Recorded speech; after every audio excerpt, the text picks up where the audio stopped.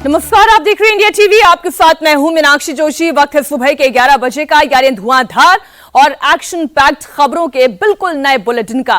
खबरें होंगी देश की, आपके शहर की, वो खबरें जिसमें एक्शन है, पेस है, जो खबरें आपको अलर्ट करती हैं।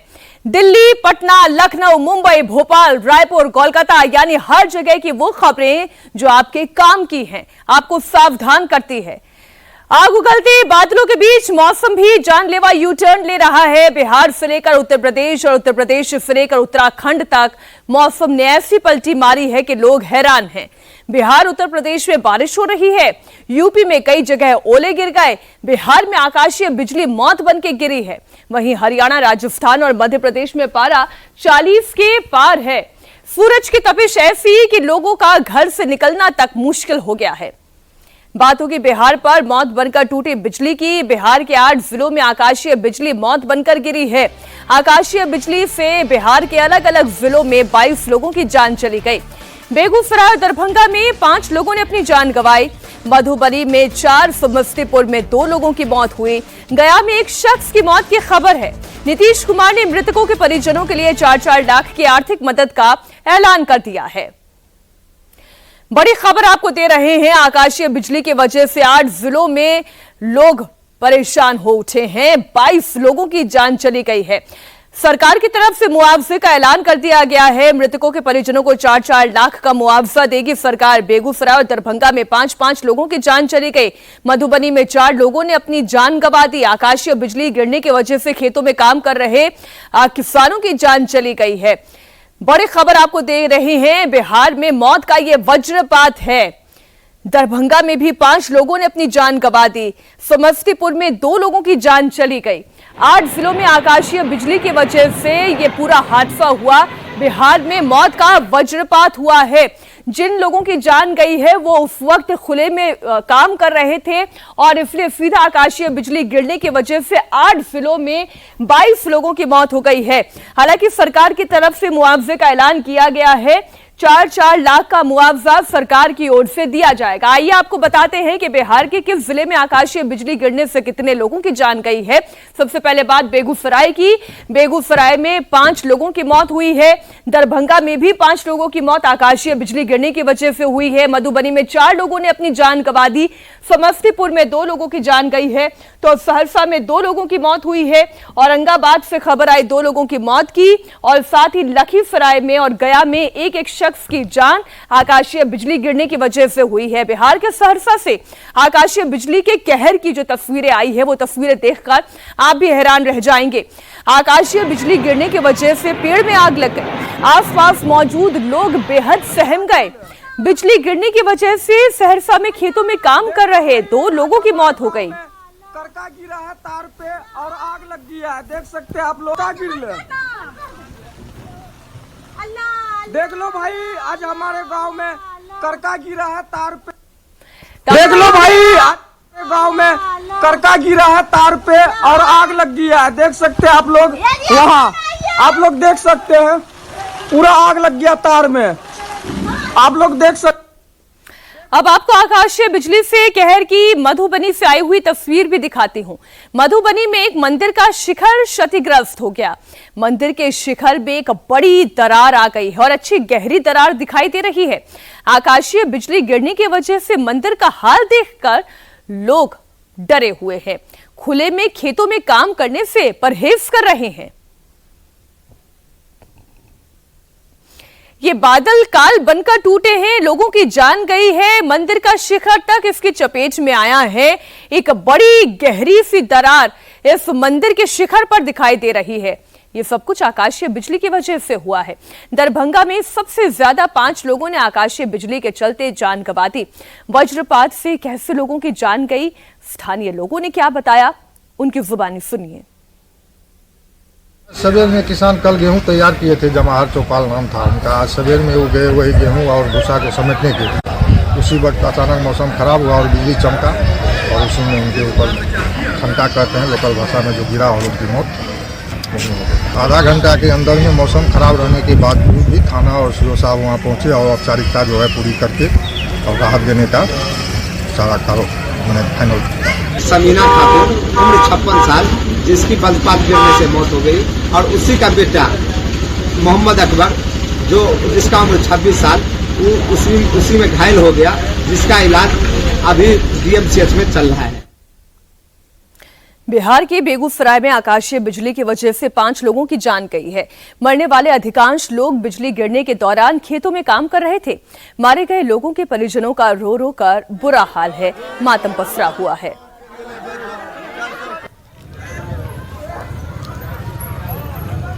ये तस्वीरें आप देख रहे हैं। अब ये तो कुदरती कहर है, इसमें कोई भी इंसान क्या कर सकता है। किसने सोचा होगा कि वो खेतों में काम कर रहे होंगे और तभी आकाशीय बिजली गिरेगी। और ये तो गर्मियों का मौसम है, अभी मानसून बहुत दूर है, बारिश बहुत दूर है, और तब इस तरीके की घटना पेश आई है, इसलिए लोग और ज्यादा सख्ते में हैं। नीतीश चंद्रा हमारे सहयोगी इस वक्त लाइव जुड़ गए हैं। नीतीश, वाकई में ये मौसम का हैरान कर देने वाला रूप है। प्रचंड गर्मी के वक्त में बिजली गिर रही है आकाश से और लोगों की जान जा रही है। जी हाँ, बिल्कुल। आकाशीय बिजली से हर साल कई लोगों की जान जाती है, लेकिन इस समय जिस तरह से वज्रपात हुआ, ये लोगों को इसकी उम्मीद नहीं थी। हालांकि मौसम विभाग की तरफ से और आपदा प्रबंधन विभाग है उसकी तरफ से इस तरह के अलर्ट जो हैं वो दिए जाते हैं, लेकिन जाहिर है चूंकि अभी ऐसा कोई वक्त नहीं था और SMS के जरिए बहुत सारी बातें लोगों तक पहुंच नहीं पाती हैं। और इस समय जो लोग खेतों में काम कर रहे होते हैं, चूंकि गेहूं की कटाई हुई है, कई जगह जो थ्रेशर मशीन है उसमें लोग जो अभी काम कर रहे थे तो वो उनकी चपेट में आ गए हैं। और अधिकांश जगहों पर जो मौतें हुई हैं वो खेतों में काम करने के दौरान ही हुई हैं। इसके अलावा कई जगहों पे नुकसान हुआ है, जैसे मधुबनी में एक मंदिर का जो शिखर है वो क्षतिग्रस्त हो गया, काफ़ी प्राचीन मंदिर है वो। इसी तरह से तार के पेड़ पर कई जगह जब बिजली गिरी तो वहाँ आग लग गई है। अलग अलग जगहों से इस तरह की खबरें आई। पहले ये आंकड़ा 13 था, लेकिन बढ़कर अब 22 हो गया है। मुख्यमंत्री नीतीश कुमार ने 4-4 लाख मुआवजे का जो ऐलान है वो कर दिया है, लेकिन फिलहाल अभी और जगहों से संभव है कि आंकड़ा आ सकता है। जी, बहुत शुक्रिया नीतीश आपका पूरी जानकारी के लिए।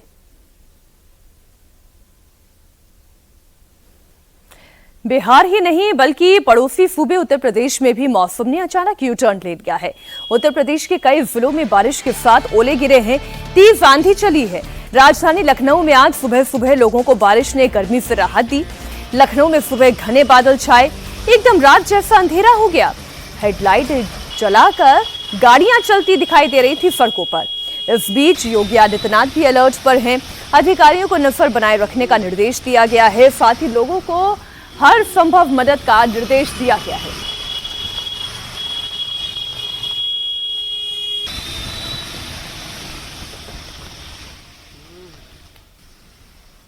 लखनऊ में भले ही बेमौसम बारिश से लोगों को गर्मी से थोड़ी राहत मिली हो, लेकिन यही बारिश मुसीबत भी लेकर आई है। निचले इलाकों में पानी भर गया, कई इलाकों में बिजली कट गई, कई जगह पेड़ टूटकर गिर गए।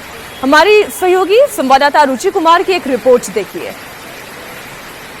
लखनऊ में आज सुबह मौसम ने अचानक करवट ली है। सूरज निकला, लेकिन कुछ ही देर में लगभग करीब 8 बजे एकदम अंधेरा छा गया।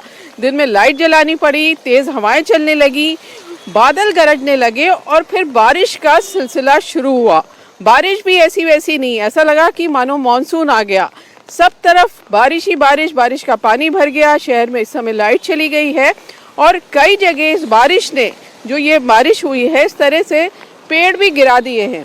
रास्ता रुका हुआ है, पेड़ यहाँ पे काटने की, इसको रास्ता साफ करने की कोशिश की जा रही है।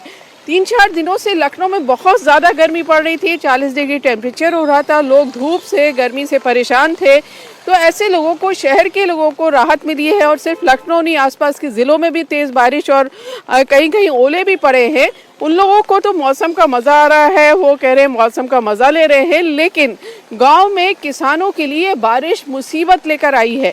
कई जगह गेहूं कट गए हैं, कुछ के खेत में हैं और किसानों की दिलों की धड़कनें बढ़ी हैं। मुख्यमंत्री योगी आदित्यनाथ ने सभी अफसरों को आदेश दिया है कि वो गांव-गांव जाएं और देखें कि किसका कितना नुकसान हुआ है और किसानों को मुआवजा दिया जाए। शाम तक इसकी लिस्ट तैयार की जाए। उत्तर प्रदेश से लेकर बिहार तक बारिश तो कहीं वज्रपात का कहर है, तो वहीं कुछ राज्यों में गर्मी ने लोगों का घरों से निकलना मुश्किल कर दिया है। राजस्थान, मध्य प्रदेश से लेकर हरियाणा तक जबरदस्त गर्मी पड़ रही है। पारा अभी से 40 के पार है। दिन में लोगों को लू के थपेड़ों का सामना करना पड़ रहा है। मौसम विभाग के मुताबिक आने वाले दिनों में पारा 45 के पार तक पहुंच सकता है। मतलब मई जून वाली गर्मी लोग अभी से झेलने के लिए तैयार रहें। बिहार और उत्तर प्रदेश के बाद अब बात देवभूमि उत्तराखंड की, जहां चमोली जिले में बादल फटने से भयंकर तबाही मची है। चमोली में बादल फटने के बाद तेज बारिश हुई, कई जगह लैंडस्लाइड की घटनाएं सामने आई, पहाड़ दरके और पहाड़ों से पत्थर टूटकर सड़क पर आ गए, रोड ब्लॉक हो गई, कई गाड़ियां मलबे में फंस गई हैं। तस्वीरें आपके सामने हैं। प्रशासन ग्राउंड पर उतरकर लोगों को राहत पहुंचाने का काम तो कर रहा है, लेकिन अभी इसमें समय लगेगा। यह तस्वीर आप देखिए, बादल फटने की वजह से जो तबाही आई है, कई जगह पर पहाड़ के बड़े बड़े हिस्से टूटकर सड़क पर आ गिरे हैं और जो गाड़ियां थीं, जाहिर बात है कि वो गाड़ियां भी इस मलबे की चपेट में आती। चमोली में जो अप्रैल की ये जो बारिश है उसने लोगों की मुसीबत बढ़ा दी है। चमोली से जो तस्वीरें सामने आई हैं वो तस्वीरें तो आपके सामने हैं ही। इन तस्वीरों को देखकर परेशानी और डर आपके भी मन में आ रहा होगा। कुछ तस्वीरें तो आप देखें ही, और साथ ही एक तस्वीर, ये सफेद रंग की जो एसयूवी आप देख रहे हैं, ये देखें, बादल फटने की वजह से तबाही आई है और सफेद रंग की एसयूवी भारी भरकम बड़ी कार है, लेकिन मलबे में पूरी तरीके से आधी दब चुकी है।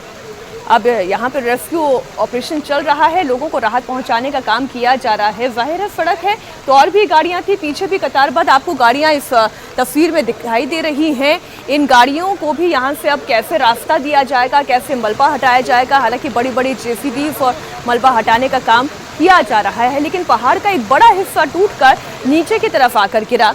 एसयूवी में सवार जब तक लोग कुछ समझ पाते तब तक गाड़ी मलबे के बीच में फंस गई। तुरंत आसपास के लोगों ने समझदारी दिखाई और एसयूवी सवार लोगों को बाहर निकाला। अब अगली तस्वीर आप देखिए, सड़क पर पहाड़ का हिस्सा जैसे ही गिरा, गाड़ियों पर ब्रेक लग गया और अब आप ये देखिए, बड़ी जेसीबी मशीन इस तस्वीर में यहाँ पर दिखाई दे रही है और राहत कर्मी भी यहाँ पर मौजूद है। और आप देखिए कैसे पहाड़ों से जब बड़ा हिस्सा दरकता है तो झरने की तरह पानी नीचे की तरफ आकर बहने लगता है, जो अपने साथ बड़ा सारा मलबा भी लेकर आता है।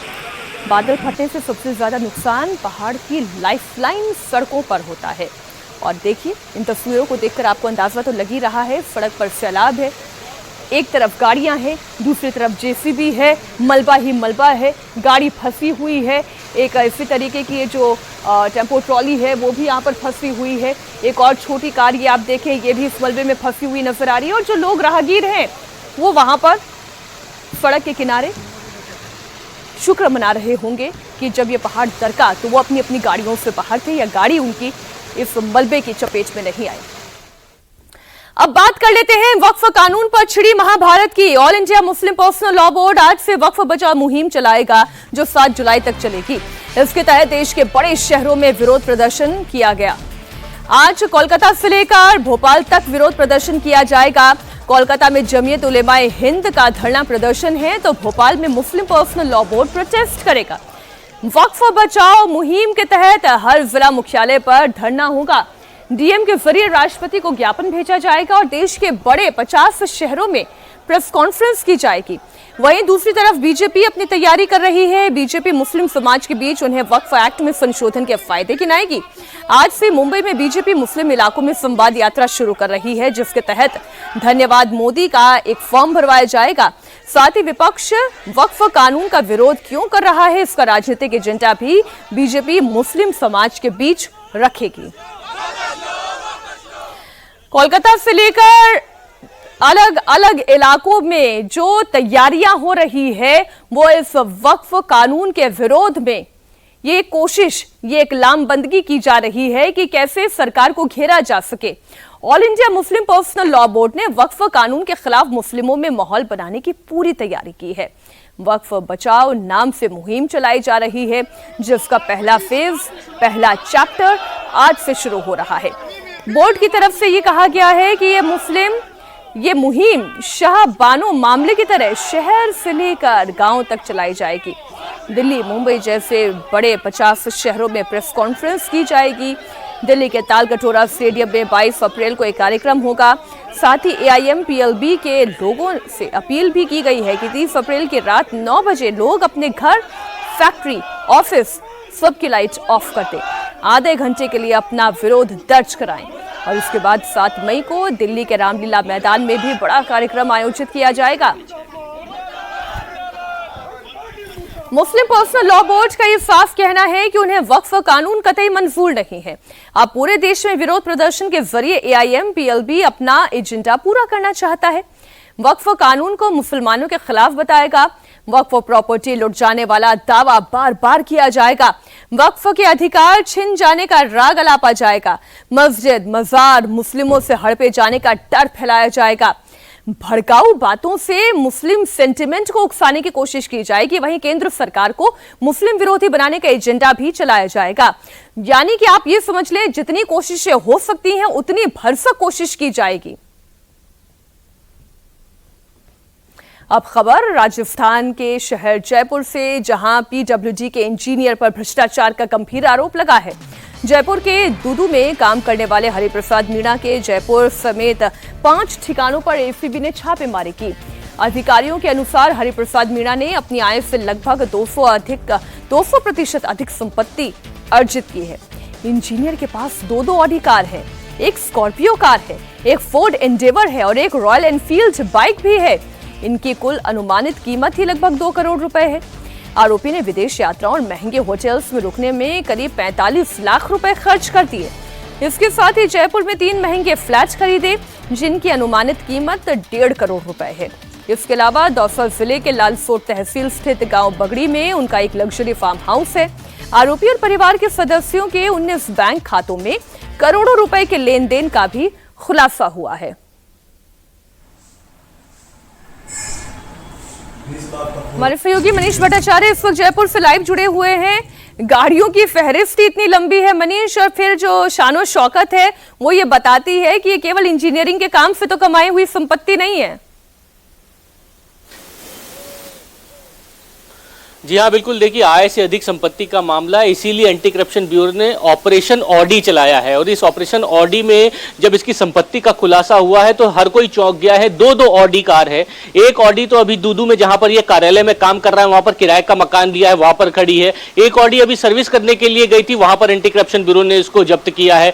जयपुर में 2-3 लग्जरी अपार्टमेंट्स हैं, एक इंडेवर कार है जो कि दौसा में खड़ी है, रॉयल एनफील्ड गाड़ी है, महंगे होटल्स में इसका इन्वेस्टमेंट है और इसके अलावा विदेश यात्राओं में तमाम कई बार जो है वो यात्रा की है। उसका खर्चा जब ब्यौरा देखा एंटी करप्शन ब्यूरो ने, तब पता लगा कि जो आय है उससे 200% ज्यादा तो इसकी संपत्ति है। इतना ही नहीं, बीच में इसमें कोई लोन लिया गया था हरिप्रसाद मीणा द्वारा, और बताया गया कि हरिप्रसाद मीणा ने तय समय से बहुत पहले ही उस लोन को बाकायदा नकद स्वरूप इसको चुका दिया। तो एंटी करप्शन ब्यूरो ने पूरे अपने रडार पर इसको लिया है और जब जांच की जा रही है तब तमाम बड़े खुलासे हो रहे हैं। जयपुर में एक टीम मौजूद है, लालसोट में एक टीम मौजूद है, दूदू में एक टीम मौजूद है। ऑडी, इंडेवर कार, लग्जरी गाड़ियां, बाइक, महंगे फ्लैट और घर सिर्फ एक PW एक्सियन के यहां से मिल रहे हैं। तो आप समझिए कि भ्रष्टाचार के एक लंबी चौड़ी चेन बनी हुई है। उसी को तोड़ने के लिए एंटी करप्शन ब्यूरो ने यह ऑपरेशन ऑडी चलाया है। और ये यानी लंबे समय से इसके ऊपर ACB ने अपनी नजर रखी होगी। ये जो आप बता रहे हैं, जो तस्वीर भी हम देख रहे हैं, ये उनका अपना निजी आवास है जिसमें जिम के सारे इक्विपमेंट रखे हुए हैं। जी हाँ, देखिए, ये जयपुर का फ्लैट है और जयपुर के लग्जरी अपार्टमेंट्स में लगभग 2 से 3 फ्लैट्स हैं इसके VIT जगतपुरा के पास, जहाँ पर इसने कमरे में खुद का एक जिम बनाया हुआ है। दूदू में किराए का मकान जरूर था, लेकिन वहाँ पर बताते हैं लोग शानो शौकत से रहता है और ऑडी कार वहीं पर एक खड़ी हुई है। एक दूसरी जो ऑडी है वो सर्विस सेंटर पर अभी गई हुई है। 45 लाख से ज़्यादा का अभी तो सिर्फ पर्चियाँ मिली हैं जो कि विदेश यात्रा जो इसने की थी, और उस लोन के बारे में बाकायदा पूरी डिटेल ली जा रही है कि जो लोन को तय समय से पहले जो चुकाया है वो पैसा कहां से आया। और वो भी आप बता रहे हैं कि नकद राशि में चुका दिया गया, तो इतनी नकदी कहां से इकट्ठी की गई, ये भी जांच का विषय है। बहुत शुक्रिया आपका पूरी जानकारी के लिए।